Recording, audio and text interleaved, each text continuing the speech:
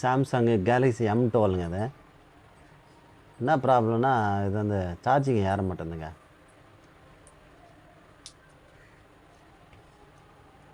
Charger போட்டால் சுத்தமாக ஏறவே மாட்டேங்குது.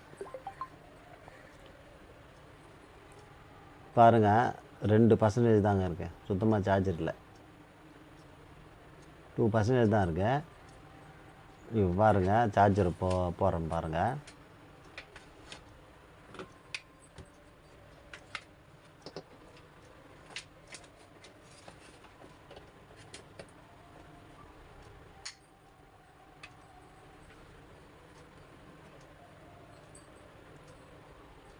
பாருங்கள், சுத்தமாக சார்ஜர் ஏறல.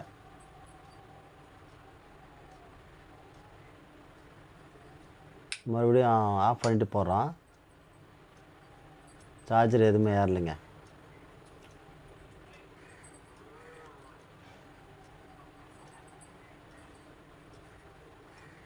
எங்கள் தங்கச்சி பையன் எடுத்துகிட்டு வந்தாங்க.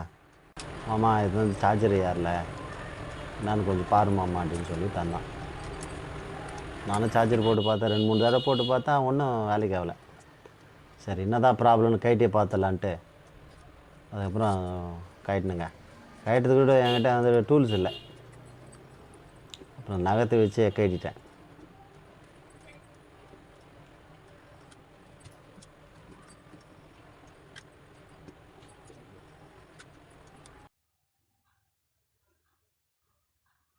பாருங்க, கைட்டினேன்.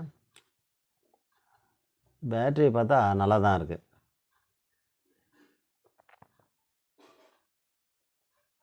பாருங்கள், வேறு எதனா பேட்ரி பல்ஜ் ஆகிருந்தா இல்லை வேறு எதனா டிஸ்கனெக்ட் ஆகிருந்தால் நமக்கு இது ஆகாது, சார்ஜிங் ஆகாது. பேட்ரி நல்லா தான் இருக்குது, டிஸ்கனெக்டும் ஆகலை, ஆனால் சார்ஜிங் ஏற மாட்டேங்குது. சுற்றி முற்றி பார்த்தேன், ஆனால் ப்ராப்ளம் ஒன்றும் தெரில. சரி, என்ன தான் உள்ள ப்ராப்ளம் இருக்குது பார்த்துடலாம் அப்படின்ட்டு ஸ்க்ரூ கிட்ட எடுத்தேன், அதை கைட்டி பார்த்துடலாம் அப்படின்ட்டு. இது வந்து வாங்கினேங்க, இங்கேயே வாங்கினேன் பக்கத்தில். டக்குன்னு கைட்டி சரி பார்க்கலாம் என்ன தான் ப்ராப்ளம் இது அப்படின்னு. இல்லை மாமா அர்ஜென்ட்டு, சுத்தம் எனக்கு முக்கியமான கால்லாம் வரும்மா, எனக்கு வந்து கொஞ்சம் சீக்கிரமாக பார்த்து ரெடி பண்ணி கொடு அப்படின்னா. சரி இருறா, அர்ஜென்ட் படாதுரா, நான் பார்த்து சொல்கிறேன், என்னால் முடிஞ்சால் பண்ணுறேன், இல்லைன்னா நீ கடைக்கு தான் எத்தனை போனோம் அப்படின்னு. சரி மாமா நீ ட்ரை பண்ண, ஓகே ஆயிடுச்சுன்னா பரவாயில்ல, இல்லைன்னா நான் கடை கூட எதுவும் பார்த்துக்கிறேன் அப்படின்னா. சரி என்னதான் ப்ராப்ளம் பார்த்துடலாமே அப்படின்ட்டு கடன்னு கைட்டுனுங்க.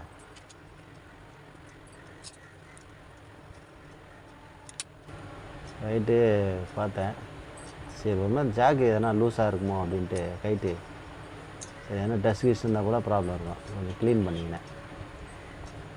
க்ளீன் பண்ணின்னு நல்லா கொஞ்சம் ஊற்றி விட்டேன். இந்த பேட்ரி கனெக்ஷனு போர்டுக்கும் மதர் போர்டுக்கும் பேட்ரிக்கும் கனெக்ஷன் அது போட்டு நல்லா கொஞ்சம் இது க்ளீன் பண்ணி நல்லா அழுத்தி விட்டேன்.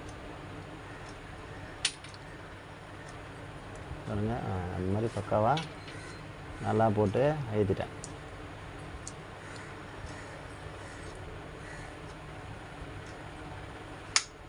அழுத்திய பிறகு சார்ஜிங் போட்டேங்க. சார்ஜிங் போட்டோடனே சார்ஜிங் ஏறுது பாருங்கள், ஏறுது பாருங்கள், 2% காட்டுது பாருங்கள்.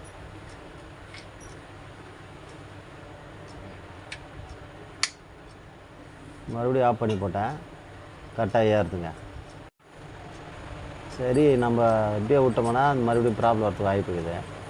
சரி ஏதாச்சும் பண்ணணுமே அப்படின்னு யோசனை பண்ணேன்.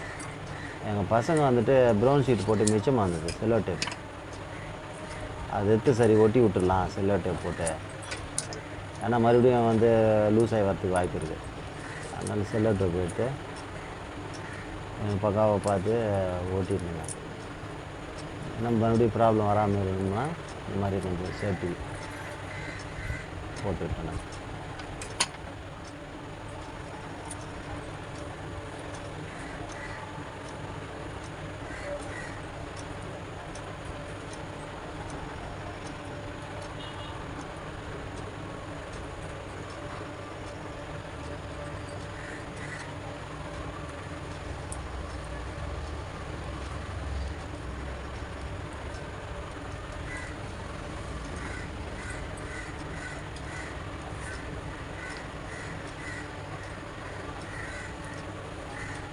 சரி ஒரு முறை முயற்சி பண்ணி பார்ப்போம், க்ளீன் பண்ணி போட்டு பார்ப்போம், ஓகே ஆகுதா இல்லையான்ட்டு ட்ரை பண்ணுங்க. ஓகே ஆயிடுச்சுங்க. அதுக்கப்புறம் எப்படி பிரிச்சோமோ அதே மாதிரி அப்படியே ஸ்க்ரூ போட்டுற வேண்டியது தான். டிஸ்பிளே பார்த்துங்க, லைட்டாக கிராக் இருந்தது டெம்பர் கிளாஸில். என்னடா அது டெம்பர் கிளாஸ் கிராக் இருக்கே அப்படின்னு கேட்டேன். ஒன்றும் மாமா செல்ஃபோனு கீழே விழுந்துச்சு மாமான்றான். அது ப்ராப்ளம் எப்படின்னா, செல்ஃபோனு கீழே விழுந்ததுனால அந்த வந்து கனெக்ஷனு சரியாக டிஸ்கனெக்ட் ஆகிட்ருக்கும். அதனால தான் நமக்கு வந்து சார்ஜிங் இல்லை. சரின்னு சொல்லிட்டு ரெடி பண்ணிட்டுங்க.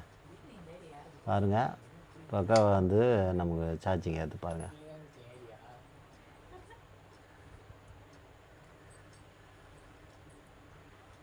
சரி ரெடி பண்ணிட்டுங்க, பக்கா ரெடி ஆயிடுச்சு. ரொம்ப தேங்க்ஸ் மாமா அப்படின்னு சொல்லிட்டு காசு கூட ₹1 கொடுக்காம எடுத்து மாட்டாங்க செல்ஃபோனை.